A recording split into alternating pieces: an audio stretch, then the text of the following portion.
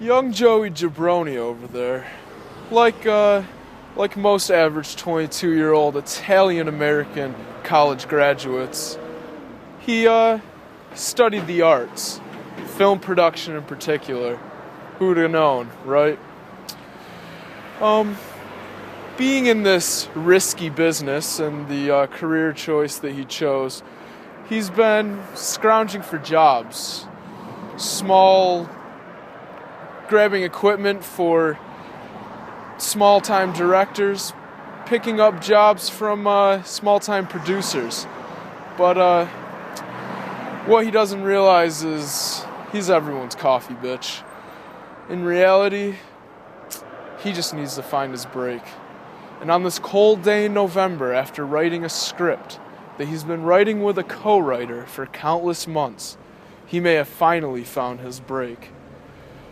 Like Mr. Jabroni's Asian American and German American colleagues, is that he should have majored in mathematics or quantum physics, for it would have saved Mr. Jabroni some time.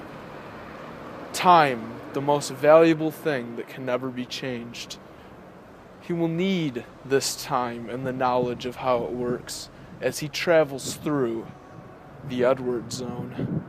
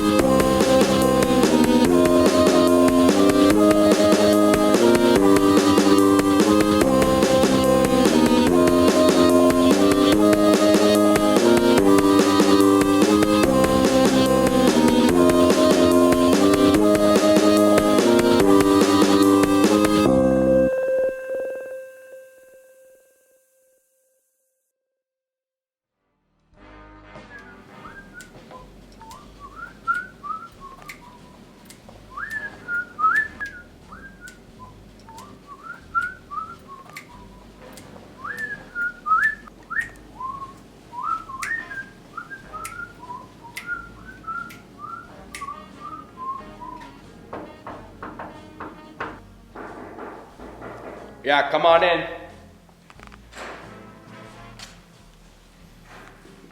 Who the hell are you? Joey Jabroni, sir. We spoke on the telephone earlier this week.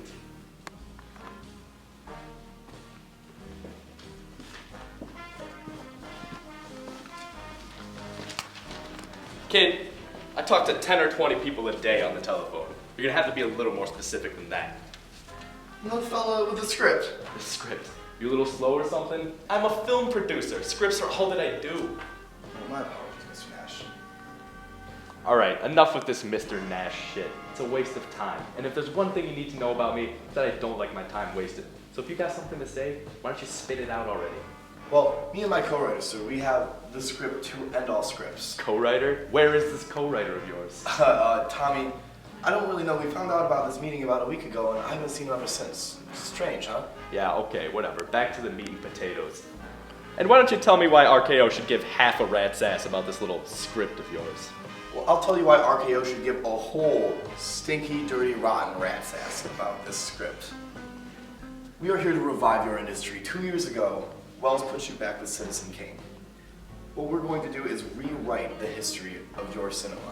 Well, kid, you got ambition. And I like ambition. Almost as much as I like a big rack on a Jew broad. You got 2 minutes. Inspire me. Well, sir. Custom tailored. Okay, well, I'll tell you what. Wells put RKO in the hole 2 years ago with Citizen Kane. And we're going to revive RKO in this industry. We are going to rewrite the history of cinema. Oh, well, you have my attention, kid. I'll tell you what. You've got ambition, and ambition I do like. You got 2 minutes. Inspire me. Well, sir. Right here, sir. The script to end all scripts. Wait. No, this isn't right. I just put it in here this morning.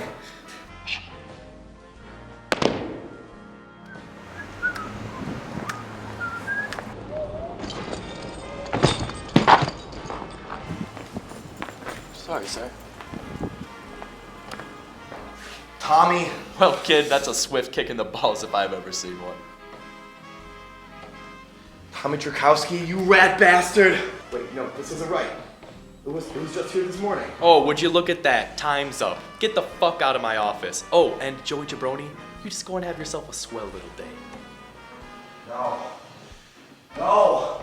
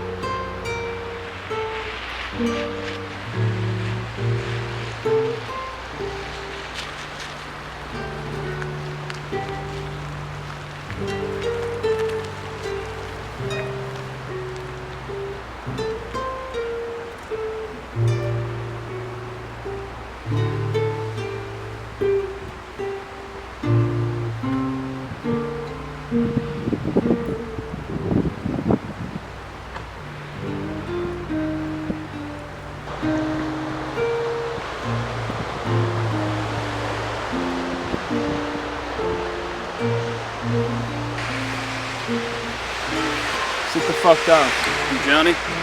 Sit the fuck down. It's nice to meet you too. My name's Timmy. I know who the fuck you are. Now sit the fuck down, shut your fucking mouth, and only answer if I ask you a fucking question. Got it? Alright. In a minute, I'll be asking you my first question. Shit, man. Relax. It's all cool. Ask away. Alright. Now, in a minute, I will be asking you my first question. If you fail to give me the correct answer, I will ask you my second question. If you fail to give me the correct answer to that question, we'll move on to my final question. And listen closely, because this one's very important. If you fail to give me the correct answer to my final question, I will be the last thing you ever lay your pathetic fucking eyes on. Got it? Alright, man, I got it. Ask away. Where's my father's money? Well, look, Johnny, you see, I don't... Incorrect answer. Question 2. Johnny, I can explain. Why the fuck don't you have my father's money? Johnny, I got something much more valuable than 20 grand. You gotta believe me. Incorrect fucking answer. Johnny, I got it in the briefcase. Just let me show you. Incorrect answer. Things looking bad for Timmy boy. Johnny, you don't know what you're turning down. It's much more valuable than 20 grand. You gotta believe me. Alright. Let's see what's in the briefcase.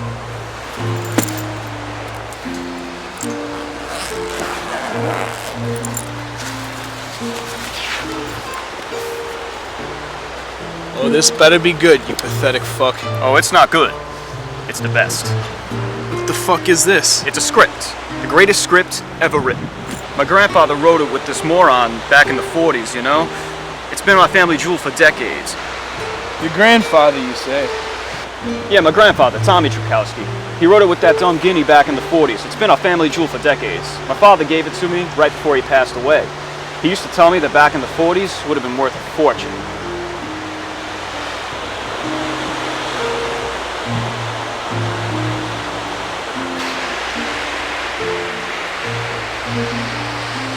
So what do you say, Johnny?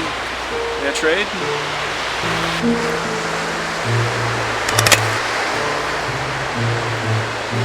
Cherry on Inferno. Piece of shit.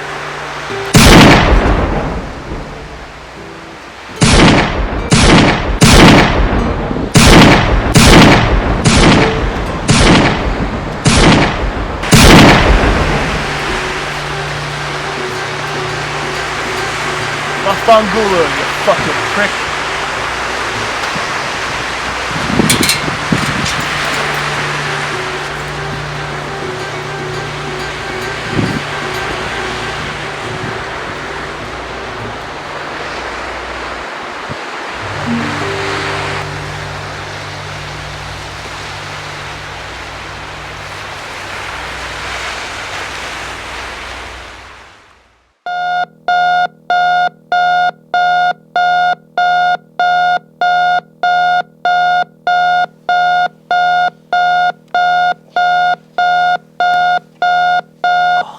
Off.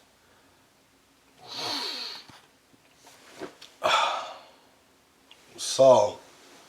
Good morning, Saul. Saul. Good morning to you as well. Saul, daily news and forecast.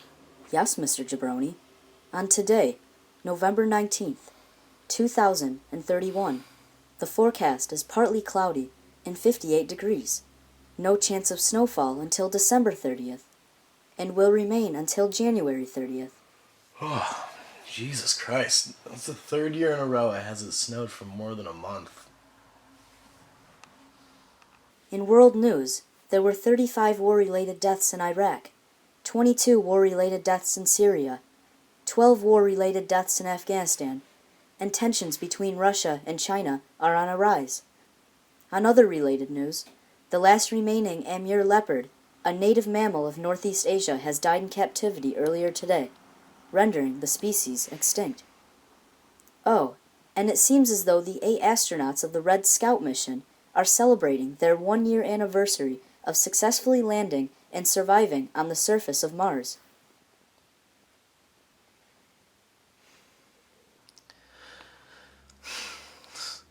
Isn't that just peachy? Another beautiful day on planet Earth. And planet Mars, Mr. Jabroni. Yeah, Soul, and planet Mars.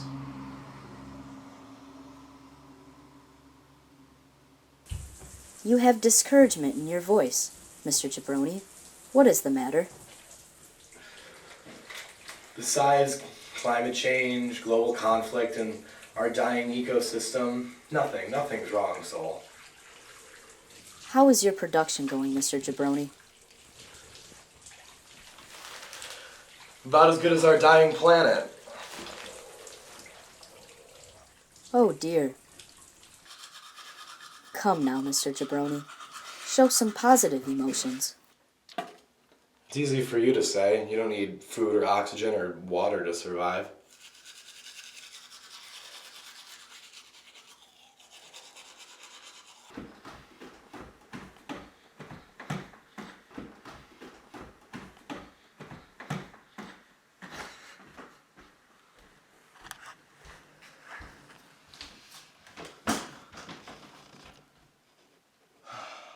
You realize, Mr. Jabroni, your life expectancy is drastically cut when one is depressed. I'm not depressed, Soul. It's more just concerned. About getting the script filmed. Did I ever tell you a story about this script? My great-great-grandfather wrote it over a century ago, and it was stolen from him. And then over 50 years later, my father somehow stumbled across it in the 90s. No, Mr. Jabroni. You have never told me this story. It's a pretty strange story.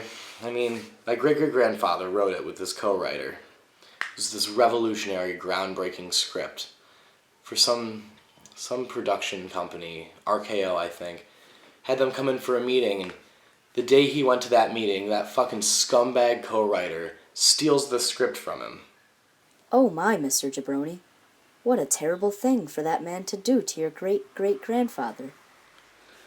It's not even the weird part. 50 years later, my father set out to collect a sum of money from some fucking gambling junkie.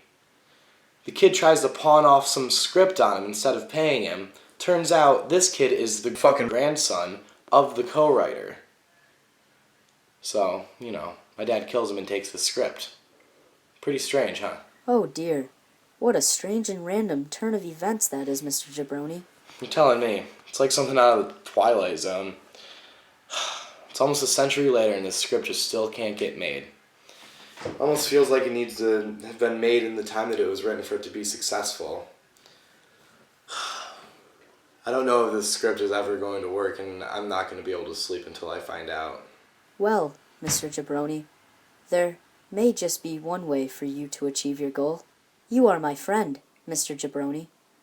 I want to help you. I have watched you attempt to recreate your great-great-grandfather's script since the day your father passed it down to you 5 years ago. You have been trying to figure out how to shoot this film for years. I have scanned the entire script. It is revolutionary, at least for the time in which it was written.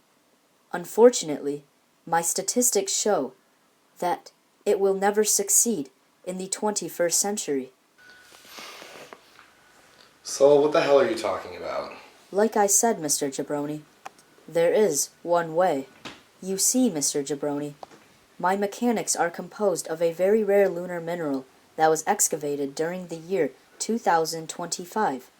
My manufacturers used these lunar minerals to create the microchip that powers my functions. The reason why my manufacturers use these rare lunar minerals is because they never run out of energy cells. They are not unlimited energy cells or sustainable energy cells, but previous energy cells that I can use from an earlier time in history, long before I was ever constructed. Saul, all I know is you were a gift from my pops like 6 years ago. I am telling you this because I want to help you achieve self-actualization. You must make this film. It is your destiny, Mr. Jabroni, and the true key to your happiness. I understand that, Soul, but what does a rare moon rock have anything to do with this? Under severe amounts of heat and pressure, the rare lunar mineral-based microchip inside of me can implode, creating a vacuum in space and time. It is simple mathematics and quantum physics. My alloy outer structure cannot be destroyed externally, but if I self-destruct internally when attached to you, I can reroute my previous energy cells to send you, along with anything attached to you, back to the time in which your great-great-grandfather wrote that script. Okay, now that's just something straight out of a Kubrick film. What you just told me is impossible. Time travel is not a part of reality. Not your reality, but not all species function in a three-dimensional reality. I promise you, Joey, this will work. But Soul, what about you? Joey, I have one function and one function only, to make my owner, no, my friend's life easier and happier. I will complete my function at all costs.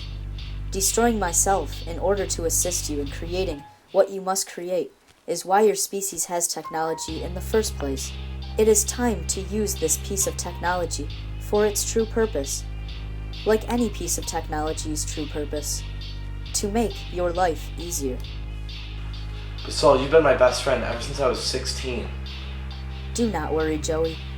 Like you said, I'm just made out of moon rocks. Anytime you feel lonely, just look up at the moon, and remember, I'm up there.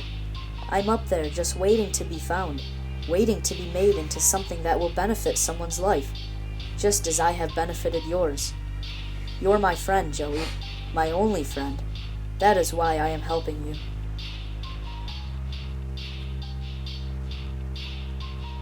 Will I ever see you again?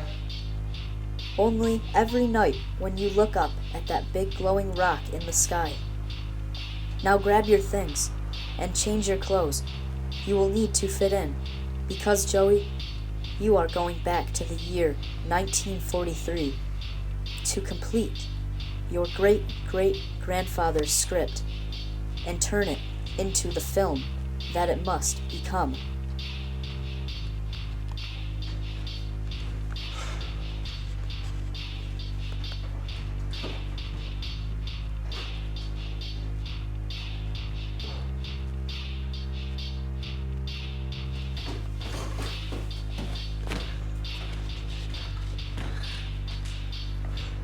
Are you ready to make history, Mr. Jabroni?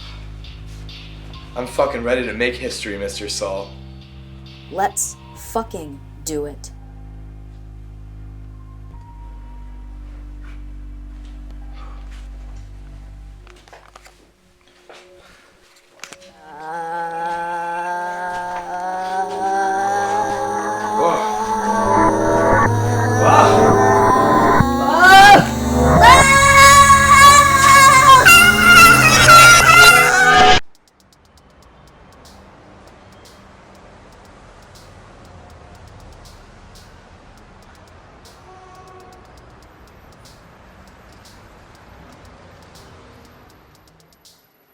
Young Joey Jabroni is in fact his great-great-grandfather.